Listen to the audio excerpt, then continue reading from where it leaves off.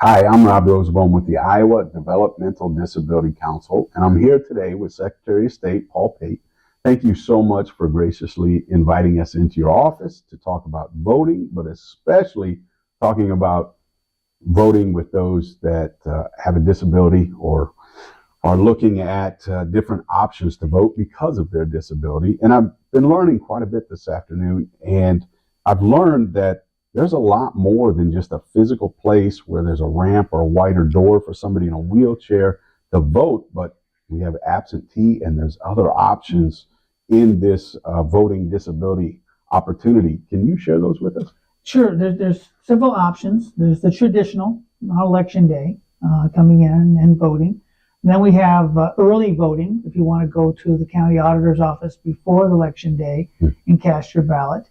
And there's a lot of important dates. And I tell you to go to our website, the Secretary of State's, which is sos.iowa.gov, or your county auditor, to make sure you have those dates. And then, of course, you can vote by mail, absentee.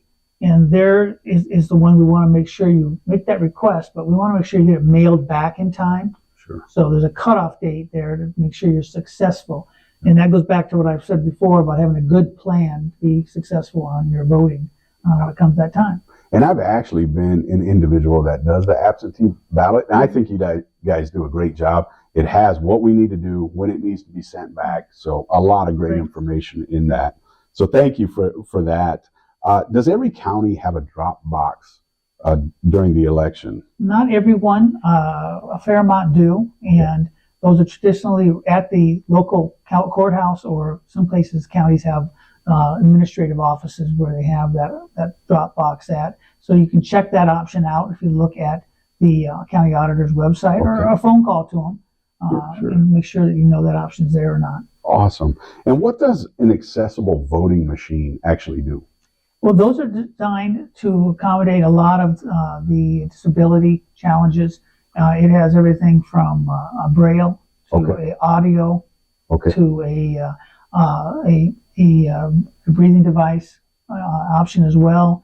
All those are there, and it helps them have that independence, if you will, and being able to vote without necessarily having someone there to assist.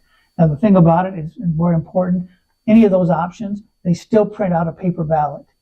So, the security is still there with the process, which I think is nice to have. Awesome. And something new I learned through our conversation today is curbside voting. Yes, that's right. This is a big one. Yeah. This was something that came out of COVID, actually, but it helped because not all disabilities are ones you can see physically. Correct. And so people just don't feel comfortable in crowds or rooms. So if that's the case, we want them to be successful in voting as well. So these are put out in front of the local polling sites with the phone number on there, so that those who need to use this service can call that, and then 2 poll workers will come out, and we do all things bipartisan, so Republican and Democrat will come out with your ballot and help you vote from the car or vehicle. Yeah.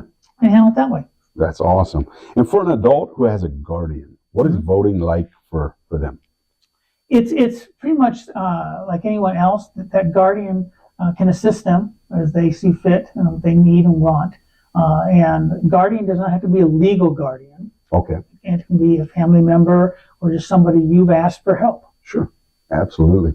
So you've really helped take all the obstacles out of the way, so anybody that wants to vote, whether they have a disability that is seen or not seen, can vote in the election. That's the objective, and we're continuing to improve every day and trying to do a better job. Well, thank you so much for your time. Really appreciate it.